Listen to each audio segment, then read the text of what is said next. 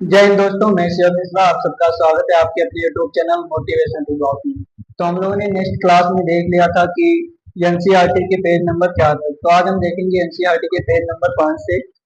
तो आपको स्क्रीन पर दिख रहा होगा, जो कि कल फर्स्ट क्लास थी तो हम लोगों ने स्टार्ट किया, तो अब धीरे धीरे इम्प्रूव करते रहेंगे। तो आज हम देखेंगे देश के नाम।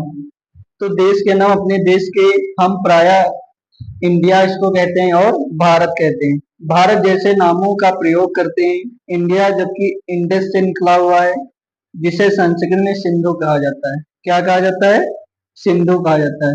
अपने एटलस में ईरान और यूनान का पता लगाना है। अब एटलस आप लोगों के पास होना चाहिए। एटलस एक विज्ञानी भी थे जिनके नाम पर इंडियन मैप और वर्ल्ड मैप जो है बना हुआ है। इसका ऐसे ही नाम नहीं पड़ गया, जब इंडियन मैप या वर्ल्ड मैप जो है वो एक एटलस विज्ञानी थे, उनके नाम पे पड़ा हुआ है। ठीक, अब इसमें आपको मानचित्र दिखा दें, जो कि आपको कल मैंने मानचित्र दिखाया भी था। तो इस प्रकार से पूरा मानचित्र रहने वाला उप महाद्वीप का प्राकृतिक महाद्वीप। ठीक है, पूरा मानचित्र। पहले हम लोग थ्योरी आज पढ़ लेंगे पूरी चैप्टर की, एंड उसके बाद क्वेश्चन आंसर, और उसके बाद शॉर्ट नोट्स की एक पूरी मैराथन क्लास आएगी कक्षा 6 की, जो पूरी है हिस्ट्री उसके बारे में। ठीक, तो लगभग 2500 वर्ष पहले उत्तर पूर्व की ओर से आने वाले ईरानी और यूनानी ने सिंध और हिंदुस और इंदुस इस नदी के पूर्व में स्थित भूमि प्रदेश को क्या कहा? इंडिया कहा। ठीक, और भारत का नाम प्रयोग करके उत्तर पूर्व में रहने वाले लोगों के लिए एक समूह के लिए संस्कृत की आरंभिक लगभग जो संस्कृत प्रारंभ हुआ लगभग 3500 वर्ष पहले इसकी शुरुआत हुई संस्कृत भाषा की।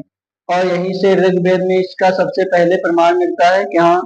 तो ऋग्वेद में। ठीक है, हम लोग ने देख लिया देश का नाम कैसे पड़ा। ठीक, तो देश का सबसे पहले जो भारत देश है उसका सबसे पहले नाम क्या था? इंडिया। इंडिया नाम पड़ा कैसे? तो इंडिया पड़ा इंडस से। और भारत नाम कैसे पड़ा? तो भारत नाम भारत के नाम से पड़ा। और संस्कृत में इसको सिंधु कहा जाता है। भारत को संस्कृत में क्या कहा जाता है? तो सिंधु कहा जाता है। ठीक है, एंड जस्ट उसके बाद हम देखेंगे अतीत के बारे में कैसे जाने। क्या अतीत के बारे में हम कैसे जान सकते हैं? तो अतीत के बारे में हमें कई प्रकार की जानकारियां प्राप्त होती हैं। जैसे इनमें से एक तरीका अतीत बारे में लिखी गई पुस्तिका को ढूंढा जाए या फिर पढ़ा जाए। ये पुस्तकें हाथ से लिखी गई थी, इसीलिए इसको क्या कहते हैं? पांडुलिपि कहते हैं। पांडुलिपि कहते हैं। अब पांडुलिपि क्या होती है और इस भाषा का जो पांडुलिपि है वो अंग्रेजी भाषा क्या है? कहाँ का है? अंग्रेजी भाषा का। अब मैं आपको, मेरे पास यहाँ पे पूरी बुक है और उसकी स्लाइड्स रखी हुई है, तो मैं इससे देखकर पढ़ा रहा हूँ। ठीक है, तो आप लोग को स्क्रीन पर दिख रहा होगा, तो आप लोग केवल स्क्रीन पर देख देख के अच्छे से पढ़ाई करें। और जहां भी कोई भी डाउट रहे तो मुझको जरूर बताएं, कमेंट कर बताएं। और इसके मैं शॉर्ट नोट्स, पूरा कंप्लीट नोट्स आप लोगों के साथ साझा करूंगा जब ये चैप्टर 1 हो जाएगा। तो चैप्टर 1 जैसे कल आप लोगों ने अगर पूरा वीडियो देखा होगा तो क्वेश्चन भी एक कराया जितना मैंने टॉपिक पढ़ा, एंड उसके बाद क्या करा, उसके बाद मैंने उसकी थ्योरी जो मैंने खुद से नोट्स तैयार कर रखे हैं उसकी थ्योरी भी कराई। तो एक एक चैप्टर पूरा करेंगे, एंड उसके बाद धीरे धीरे धीरे आगे बढ़ते रहेंगे। ठीक है, ओके। अब देखो पांडुलिपि होती क्या है। तो पांडुलिपि पहली बात तो अंग्रेजी शब्द क्या है? अंग्रेजी में पांडुलिपि के लिए प्रयुक्त होने वाला मेन्यूस्क्रिप्ट शब्द लेटिन भाषा में मेन्यू, जिसका अर्थ है हाथ से लिखना, हाथ से लिखना या फिर निकला हुआ शब्द। ओके, पांडुलिपियां प्राय ताड़पत्र। अब ताड़पत्र क्या होते हैं? हिमालय क्षेत्र में उगने वाले बुर्ज, क्या बुर्ज नामक पेड़ की छाल से विशेष तरीके से तैयार भोजपत्र को ही क्या कहते हैं? पांडुलिपि कहते हैं। अब मैं आपको यहाँ पे पांडुलिपि दिखा दूं कि इस प्रकार से पांडुलिपि, जो कि पांडुलिपि को पढ़ा नहीं जा सका है, ये हमारी पांडुलिपि है। आप लोग को दिख रहा होगा स्क्रीन पर, ये क्या है? पांडुलिपि है। ओके, अब पहले पढ़ लेंगे ताड़ पत्रों से बनी पांडुलिपि के बारे में। तो यह पांडुलिपि लगभग 1000 वर्ष पहले लिखी गई थी। कितने वर्ष पहले? 1000 वर्ष पहले लिखी गई थी। और यह किताब बनाने के लिए ताड़ के पत्रों को काटकर उनके अलग अलग हिस्सों को एक एक करके बांध दिया गया। जैसे मैं आपको अगर बताऊं तो जैसे ये बुक है, ठीक है, ये बुक है, तो इसमें जैसे इस पे लिखा गया तो इस पे लिख लिया गया, इस पे लिख लिया गया, ठीक है, और फिर दोनों को बांध दिया गया, ठीक है। और जब बांध दिया गया तो इसको क्या कहा गया? तभी इसको कहा गया, ये क्या बना? ताड़पत्र, ठीक है। और बुर्ज पेड़ की छाल से बनी ऐसी ही एक पांडुलिपि तो हम यहाँ देख सकते हैं, जो कि मैंने अभी आपको दिखा दिया। फिर से आप लोग देख सकते हैं ये क्या है, ये हमारी पांडुलिपि। ओके, आई होप आप लोगों को इतना समझ में आ गया। और उसके बाद हम नेक्स्ट पेज पे आते हैं और उसके बाद पढ़ते हैं कि कितने वर्षों में इनमें से कई पांडुलिपियों की को कीड़े ने खा लिया होगा तथा कुछ नष्ट कर दी गई होंगी। सॉरी, कुछ नष्ट कर दी गई होंगी। फिर भी ऐसी कोई भी पांडुलिपि आज भी उपलब्ध है, परंतु ऐसी कई आज भी पांडुलिपि उपलब्ध हैं। ये पांडुलिपियां कहाँ पे प्राप्त हुई? तो मंदिरों में और विहार मतलब रहने के स्थान। इतिहास में विहार जो है, विहार, उसको क्या कहा जाता है? मनुष्यों व्यक्तियों के रहने के स्थान को ही क्या कहा जाता है? विहार। ओके, में प्राप्त इन पुस्तकों में धार्मिक मान्यताओं, व्यवहारों, राजाओं के जीवन, औषधियों तथा वैज्ञानिक आदि सभी प्रकार के विषयों की चर्चा मिलती है। इसके अतिरिक्त हमारे यहाँ महाकाव्य, कविताएं, नाटक भी हैं। इनमें से कई संस्कृत में लिखे गए हैं, जबकि कुछ प्राकृतिक और तमिल में भी लिखी। अब प्राकृतिक भाषा का प्रयोग सबसे पहले किसने किया? आम लोगों ने ही प्राकृतिक भाषा का प्रयोग करना स्टार्ट किया, ठीक है। अब हम बाद में देखेंगे अभिलेख। अभिलेख क्या है? हम अभिलेखों का अध्ययन कर सकते हैं, ऐसे लेख जो पत्थर अथवा धातु जैसी अपेक्षाकृत कठोर सतह पर उत्कीर्ण किए जाते हैं। जिसे आप लोग देख सकते होंगे, जब भी किसी भी डीएम का आवास आप देखते हो, उसमें उसका नाम पत्थर पे लिखवाया जाता है। आप लोग घरों में देखते होंगे, नाम पत्थर पे लिखवाया जाता है कूट कूट के। तो उसको ही क्या कहते हैं? अभिलेख कहते हैं। क्या कहते हैं? अभिलेख कहते हैं। आप लोगों को आई होप समझ में आ रहा होगा। अगर समझ में आ रहा है तो थम्स अप करें और वीडियो को शेयर करें, लाइक करें और चैनल को सब्सक्राइब करें। ओके, उत्कीर्ण किए गए। कभी कभी शासक और अन्य लोग अपने आदेशों को इस तरह की उत्कीर्ण के लिए उत्कीर्ण भी कराते हैं। जैसे अशोक हो गए, बलवन हो गए, बहुत से ऐसे शासक रहे जिन्होंने अपने जो भी आदेश थे वो आज भी उपलब्ध हैं। जो उनके आदेश थे वो आज भी उपलब्ध हैं, ठीक है, ताकि लोग उन्हें देख सकें, पढ़ सकें और उसका पालन कर सकें। कुछ अन्य प्रकार के अभिलेखों को भी मिलते हैं, उनमें जिनमें राजाओं तथा रानियों सहित अन्य स्त्री पुरुषों ने अपने कार्यों के विवरण उत्कीर्ण करवाए। उदाहरण के लिए जैसे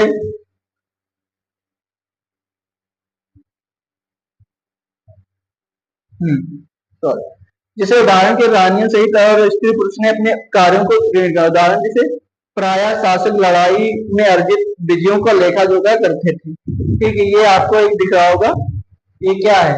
जैसे राजाओं के बीच पहले युद्ध बहुत हुआ करता था, पर जैसे देश देश के ही राजा आपस में लड़ाई युद्ध किया करते थे, मतलब तो जो विजय प्राप्त कर लेते थे वो इस प्रकार से देख सकते हैं, इस प्रकार से खुद लिखवा लेते थे, ठीक है। आया समझ में? ओके, अब लगभग ये पॉइंट हम लोग देख लेते हैं। लगभग 2250 वर्ष पहले पुराना या अभिलेख, जो कि वर्तमान में अफगानिस्तान है, वहां के गंधार से प्राप्त हुआ है। यह अभिलेख अशोक नामक शासक के आदर्श पर उत्कीर्ण करवाया गया है। किसके नाम पर? आदर्श अशोक के नाम पर इसको उत्कीर्ण करवाया गया है। इस शासक के विषय में हम कक्षा 7 में पढ़ेंगे। ये कक्षा 6 जो कि हम लोग पढ़े हैं, इसके बारे में हम कक्षा 7 में पूरे डिटेल में पढ़ेंगे, ठीक है। और इस पे लिखा हुआ क्या ये पढ़ेंगे। जब कुछ लिखते हैं तब हम इस लिपि का प्रयोग करते हैं। लिपियां अक्षरों और संकेतों से बनी होती हैं, और जब हम कुछ बोलते हैं अथवा पढ़ते हैं तब एक क्या होती है, भाषा होती है। ये तो आप लोगों ने KG/NC 1-2 में पढ़ रखा होगा, ठीक है। यह अभिलेख इस क्षेत्र में प्रयुक्त होने वाली यूनानी और आर्मराइक नामक 2 विभिन्न लिपियों अथवा भाषाओं में है। ओके, अब देखेंगे क्या तुम बता सकते हो कि कठोर सतह पर लेख लिखवाने का क्या लाभ था। ऐसा करवाने से क्या क्या कठिनाइयां आती थी, ठीक है। इसके अतिरिक्त अन्य क्या वस्तुएं अतीत में बनी प्रयोग में लाई जाती थी। ऐसी वस्तुओं का अध्ययन करने वाला व्यक्ति पुरातत्ववेद कहलाता है, ठीक। अब पुरातत्ववेदिक पत्थर और ईंट से बनी इमारतों के अवशेषों, चित्रों तथा मूर्तियों का अध्ययन करते हैं। स्वयं बाजार औजारों, हथियारों, बर्तनों और आभूषणों और सिक्कों की प्राप्ति के लिए छानबीन तथा खुदाई भी करते, ठीक है। इनमें से कुछ वस्तुएं पत्थर, पकी हुई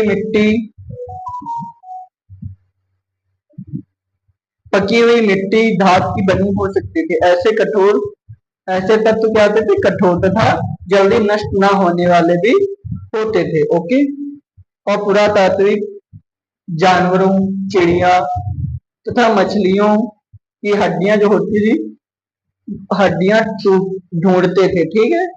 और इससे उन्हें यह जानने में मदद मिलती थी कि अतीत में लोग क्या करते थे, ठीक है, क्या खाते थे अतीत। और वनस्पति के अवशेष बहुत मुश्किल से बच पाते थे। यदि अन्न के दाने अथवा लकड़ी के टुकड़े जल जाते थे तो जले हुए वैसे ही उसी रूप में बच भी जाते थे, ठीक है। अब देखेंगे कि क्या पुरातत्व को बंधुओं कपड़ों के अवशेष मिले। क्या प्राचीन काल में लोग कपड़े पहनते थे या फिर क्या पहनते थे।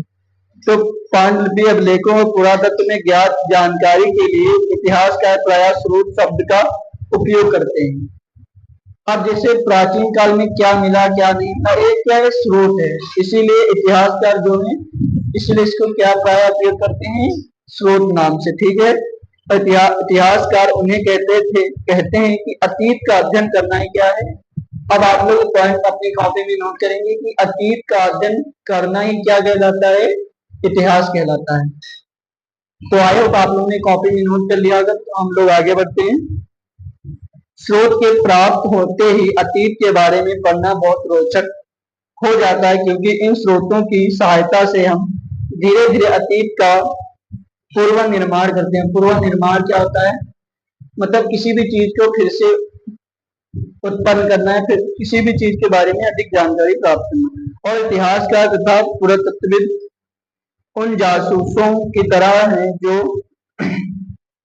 जो इन सभी स्रोतों का प्रयोग सुराग के रूप में कर अतीत को जानने का प्रयास करते थे। तो अभी तक मैंने आपको 2 पेज पढ़ा दिए, पेज नंबर 4 और पेज नंबर 5। इसमें जो हमारे कुछ मानचित्र चित्र दिखाए गए उसको मैं बता दूं। तो बाएं में जो है एक प्राचीन पात्र है। इस तरह के पात्रों का प्रयोग 4700 वर्ष पूर्व होता था। और दाएं यहाँ पे मैंने बता दिया, ये रहा पात्र, ये 4700 वर्ष पूर्व प्रयोग में आता था। और फिर है दाएं में आपको दिख रहा होगा चांदी का एक सिक्का है, और चांदी के सिक्के का प्रयोग 250 वर्ष पूर्व होता था। और आज हमारे प्रयोग में आने वाले सिक्कों से बहुत ज्यादा भिन्न आज के जो चांदी के सिक्के आ रहे हैं, आज कल जो चांदी के सिक्के आ रहे हैं बिल्कुल सर्कल में आ रहे हैं, तो गोलेकार में आ रहे हैं। ठीक है, कैसे आ रहे हैं, ऐसे सर्कल का। लेकिन ये आप लोग चांदी के सिक्के देख सकते हैं, पूरे चतुर्भुजाकार थे, ठीक है, चार कोने के होते थे। दिख रहा है आपको, चार कोने, कहीं टूटा कहीं फूटा, जो कि हम अपनी भाषा में व्यक्त कर सकते हैं। इस प्रकार के सिक्के होते थे। अब देखेंगे अगला पेज, अतीत एक या अनेक। अतीत एक है या फिर अनेक है? क्या तुमने इस पुस्तक के शेष हमारे अतीत पर ध्यान दिया है ध्यान या नहीं? देखते हैं। यहाँ अतीत शब्द का प्रयोग बहुवचन के रूप में किया गया, ऐसा इस तथ्य की और ध्यान दिलाने के लिए किया गया है कि अलग अलग समूह के लोगों के लिए इस अतीत के अलग अलग मायने थे। उदाहरण के लिए पशुपालकों अथवा कृषकों के जीवन राजाओं और रानियों के जीवन से तथा व्यापारियों का जीवन शिल्पकारों के जीवन से बहुत भिन्न था। जैसा कि हम आज भी देखते हैं कि उस समय भी देश के अलग अलग हिस्सों में लोग अपना अपना अलग अलग व्यवहार रीति रिवाज का पालन करते थे, जो कि वर्तमान में भी सेम यही है। क्योंकि वो देखो, जो प्राचीन में हुआ, आप लोगों ने दादा दादी के सीखा, दादा दादी उनसे, तो इसी को क्या कहते हैं, प्राचीन कहते हैं। और जो आप लोगों ने दादा दादी से सीखा वही भविष्य में होगा, जो आप अब सीख रहे हैं, उसके बाद आप अपने बच्चों के साथ, यही क्या है, दर पीढ़ी बढ़ता रहता है। ठीक, तो जो पुरानी रीति रिवाज चली आ रही, वो तो रीति रिवाज चलती आ रही, बट अब मॉडर्न जमाना आ रहा है तो रीति रिवाज बहुत कम हो रही, बट ऐसा नहीं है, ग्रामीण क्षेत्रों में सेम वही रीति रिवाज है। अब उसके बाद क्या हुआ, उसके बाद रीति रिवाजों का पालन करते। उदाहरण के लिए आज अंडमान द्वीप के अधिकांश लोग अपना भोजन मछलियां पकड़कर शिकार करके व फल फूल के संग्रह द्वारा प्राप्त करते हैं। आज भी अंडमान निकोबार द्वीप समूह में जो है मछलियां खाते हैं, और वहां पर आम जनता को जाने का परमिशन भी नहीं है। वहां अगर आपको जाना होगा तो आपको परमिशन लेनी होती, तभी आप उस क्षेत्र में जा सकते हैं, नहीं तो वो आप पर हमला भी कर देते हैं। ठीक है, तो मछलियां पकड़ कर आते हैं, शिकार करते हैं, फल फूल खाते हैं, और संग्रह द्वारा प्राप्त करते हैं। इसके विपरीत शहरों में रहने वाले खाद्य आपूर्ति के लिए अन्य व्यक्तियों पर निर्भर रहते हैं। इस तरह के भेद को ही क्या कहते हैं, अतीत में विद्यमान थे। अब इसके अतिरिक्त एक अन्य तरह का भेद है, उस समय शासक अपनी विजयों का लेखा जोख रखते थे। मतलब कितने हमने, जैसे युद्ध होता था, अगर वो जीत जाते हैं या हार जाते हैं तो उसका लेखा जोख रखते थे। लेखा जोख रखता कौन था, तो पुरोहित। मतलब पुरोहित, मैंने आपको बताया पुरोहित कौन होता था, ये आप लोगों को कमेंट कर बताना है कि पुरोहित कौन होता था। ठीक है, अब लेखा जोखा कौन रखता था, इसके अधिकारी होते थे। जैसे आजकल अधिकारी, ऐसे पहले भी अधिकारी होते थे, वित्त अधिकारी, कोषाधिकारी, कर अधिकारी। वो आप लोग धीरे धीरे पढ़ते रहेंगे तो आगे पता चलेगा कैसे अधिकारी थे, और उनके नाम बहुत अलग अलग, जैसे अशोक हुए उनके अधिकारी, उसके बाद बलबन आया या चंद्रगुप्त आया, कोई भी राजा है, सबके अलग। जैसे वो उनका जब शासन आया तो उन्होंने उस अधिकारी को चेंज कर दिया। इस प्रकार से आगे आगे लोग बढ़ते रहे और अधिकारियों के नाम चेंज होते रहे, अधिकारी नए नए बनते रहे। तब भी डीएम बनते थे, आज भी डीएम बनते हैं, बस तब दूसरा नाम था, आज दूसरा नाम है, इतना बस फर्क है। तब भी राजा थे, आज भी राजा है, बस अब दूसरा हो गया नाम। अब दूसरे तरीके से वो लोग आजकल दूसरे तरीके से राजा बनने, पहले दूसरे तरीके से, पहले क्या था, परिवारवाद था, अगर बाप राजा है तो बेटा राजा होगा, लेकिन आजकल वर्तमान में ऐसा नहीं। ठीक है, तो हम लोग अपने टॉपिक पे आ जाते हैं फिर से। तो इसके अतिरिक्त एक अन्य तरह का भेद था, उस समय शासक अपनी विजयों का क्या रखते थे, लेखा जोख रखते थे। ठीक, यही कारण है कि हम उन शासकों तथा उनके द्वारा लड़ी जाने वाली लड़ाइयों के बारे में काफी कुछ जान सकते हैं।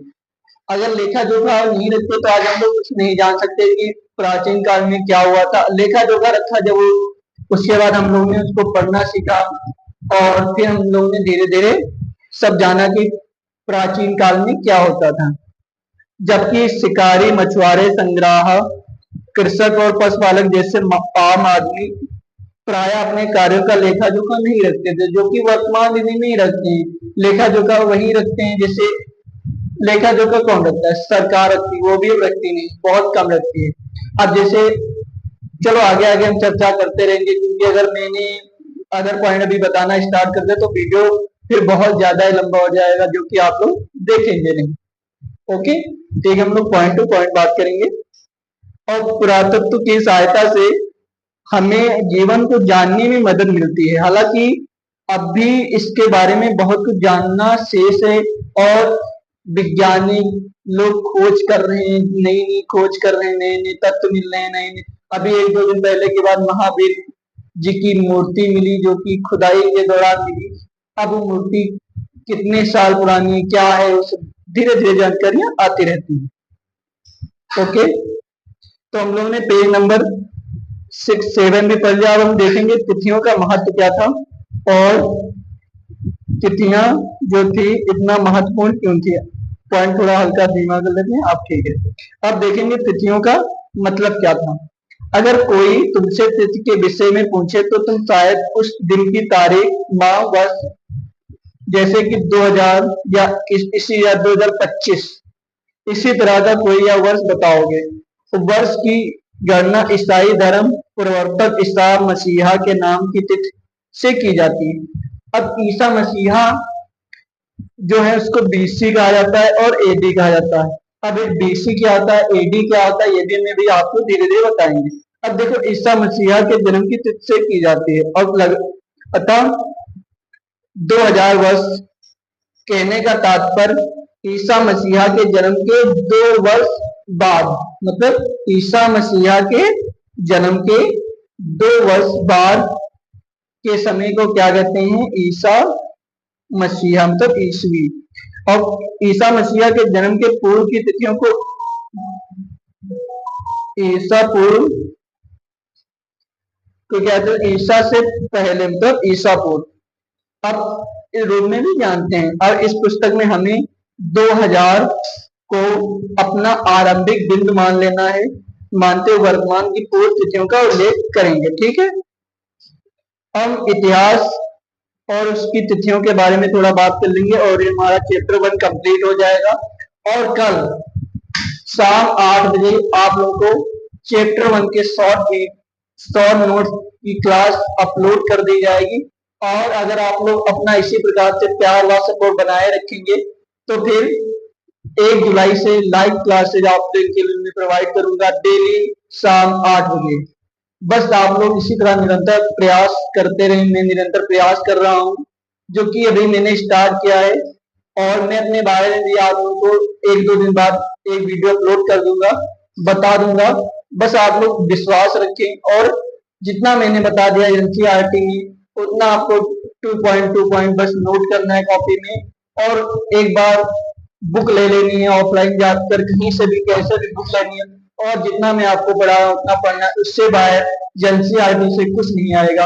और जो मैं शॉर्ट नोट्स आपको कल क्लास आएगी उसको अपनी कॉपी में नोट कर लेना है, उसके पूरे नोट्स तैयार कर लेने और उसको पूरा रट लेना है। ओके, हम देखेंगे तिथियां और इतिहास और उसकी तिथियां क्या थी।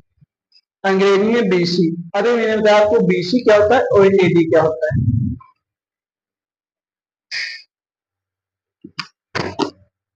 तो जैसे हम देखेंगे इतिहास और उसकी तिथियां, तो अंग्रेजी में बीसी मतलब हिंदी में ईसा पूर्व, इसका तात्पर्य है बिफोर क्राइस्ट। क्या बिफोर क्राइस्ट मतलब ईसा पूर्व, ठीक है। कभी कभी तुम तिथियों से पहले एडी, एडी इसको हिंदी में कहते हैं ईस्वी, ऐसे बड़ी, और ईस्वी ईसा ईसा ईसा इसको कहते हैं, ठीक है, लिखा जाता है। और इसको इंग्लिश में कहते हैं एमनो डोमनी, देखो इसको इंग्लिश में कहते हैं बीसी, इसको एडी। आई होप आप लोगों को क्लियर हो गया कि एडी क्या होता है और बीसी क्या होता है। एडी होता है बिफोर क्राइस्ट, बिफोर क्राइस्ट, ठीक। और एडी क्या होता है, एमनो डोमनी, ठीक। लेटिन भाषा के दोनों शब्द हैं, और ये ईसा मसीहा के जन्म के वर्ष से हैं। कभी कभी एडी की जगह सीई, सीई और बीसी की जगह बीसीई, बीसीई का प्रयोग होता है, सी अक्षरों का प्रयोग कॉमन एरा और BCE का प्रयोग बिफोर कॉमन एरा के लिए होता है। हम उन शब्दों का प्रयोग इसलिए करते हैं, हम शब्दों का प्रयोग इसलिए करते हैं क्योंकि विश्व के अधिकांश देशों में इस कैलेंडर का सामान्य रूप से प्रयोग किया जाता है। जो कि कैलेंडर तो बहुत आए, बट जो इस कैलेंडर का प्रयोग किया जाता है उसी से हम लोग ने भारत में तिथियों का रूप लगभग 200 वर्ष पूर्व से प्रारंभ हो गया था। और कभी कभी अंग्रेजी के BP अक्षरों का प्रयोग होता था, जिसका तात्पर्य बिफोर प्रेजेंट क्या है, बिफोर प्रेजेंट वर्तमान से पहले। तो आई होप आप लोगों को चैप्टर कंप्लीट समझ में आ गया होगा, और मैं आप लोगों को एक बार फिर से रिवाइज करा दूं पूरा चैप्टर केवल 1 मिनट में, ठीक है। हम लोगों ने चैप्टर सबसे पहले पढ़ा कब, क्या, कब, कहाँ और कैसे। इसमें हमने रिश्तेदार का सवाल पढ़ा, फिर जाना कि देश के क्या नाम है। धीरे धीरे हमने मानचित्र बताया और सब ऐसे धीरे धीरे क्वेश्चन हम लोगों ने पुटअप किए और फिर समझना हम लोग ने स्टार्ट किया, ठीक है। फिर देश का नाम कैसा, देश के नाम क्या क्या थे उसके बारे में देखा, अतीत के बारे में कैसे जाना जा सकता है इसके बारे में हम लोग ने देख लिया। एंड उसके बाद में हम लोग ने देखा अतीत क्या है, और उसके बाद तिथियों का मतलब क्या था, और BC ईसा, और फिर क्वेश्चन आंसर आप लोगों को कराएंगे कल। और ये आप लोग पॉइंट नोट कर लेंगे कि कृषि का प्रारंभ कब हुआ, 8000 ईसा वर्ष 8000 वर्ष पूर्व, और सिंधु सभ्यता के प्रथम वर्ष 4700 वर्ष पूर्व, और गंगा घाटी के नगर मगध का बड़ा राज्य 2500 वर्ष पहले, वर्तमान में 2000 वर्ष पूर्व। ओके, आप लोगों को चैप्टर मैंने पूरा पढ़ा दिया है, और अगर आप लोगों को समझ में आ गया हो तो चैनल को सब्सक्राइब तो कर लेना मुझे। एंड कल शाम 8 बजे आएगी चैप्टर 1 का शॉर्ट नोट्स की एक धमाकेदार क्लास। तो आज के लिए दोस्तों इतना ही। जय श्री राम, जय हिंद, जय भारत।